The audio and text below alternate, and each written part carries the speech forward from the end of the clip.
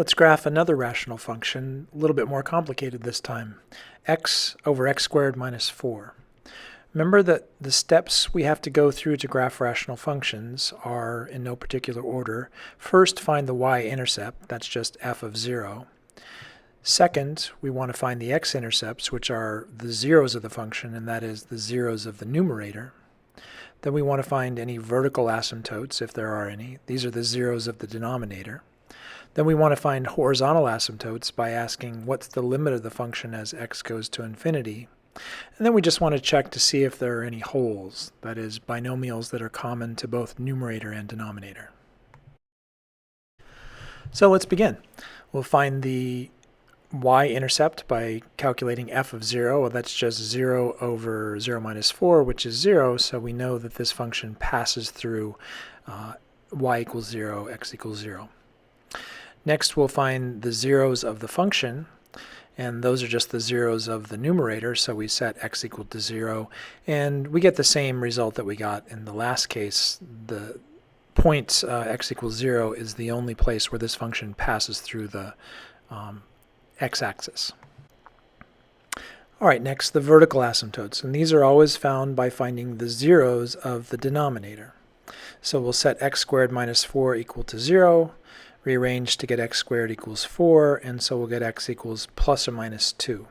So we have two vertical asymptotes because the denominator goes to 0 at x equals plus and minus 2. So we'll mark those out on the graph. Minus 2 we have a vertical asymptote, and at plus 2 we have a vertical asymptote.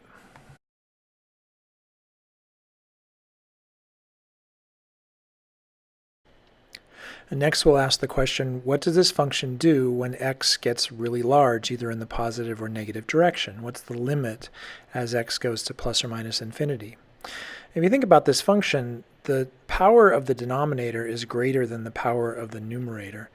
And so the denominator is always going to win. The denominator is always going to get big faster than the numerator. So the limit of this function in either direction will be 0.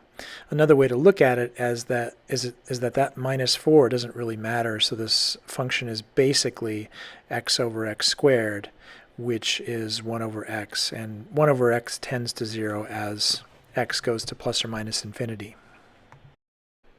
So in this case, we've done everything we need to do, but we still don't have quite enough information to graph this function.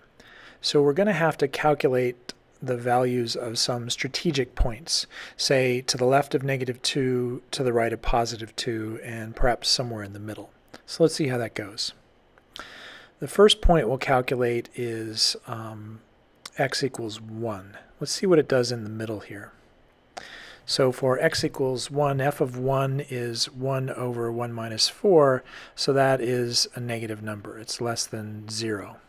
So we know that the function is less than 0 to the right of this root. So it has to come down like this somehow, and it has this asymptotic behavior at the asymptotes, and of course it's going to do the opposite behavior on the left side because this is the only place that this function can cross the x-axis.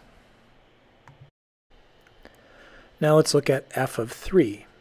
f of 3 is going to be 3 over 9 minus 4, which all we really care about is that that's going to be a positive number. The function can't cross the x-axis anymore, so it really has to be trapped in this right-hand corner like this, in the upper right. So we'll use the same strategy for the points to the left of -2. We'll calculate f of -3, which is going to be a negative number, and so because this function can't cross the x-axis anymore, this has to reside down here in this lower left corner of this graph.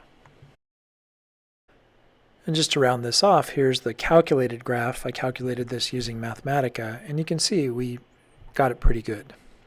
So the idea behind these graphs is to get all the information you can, and then use symmetry and a few selected points and all that information to find a graph that's completely self-consistent with everything you know. So these take a while to master. You definitely need to practice, but once you get the hang of it, you'll see that they're very logical.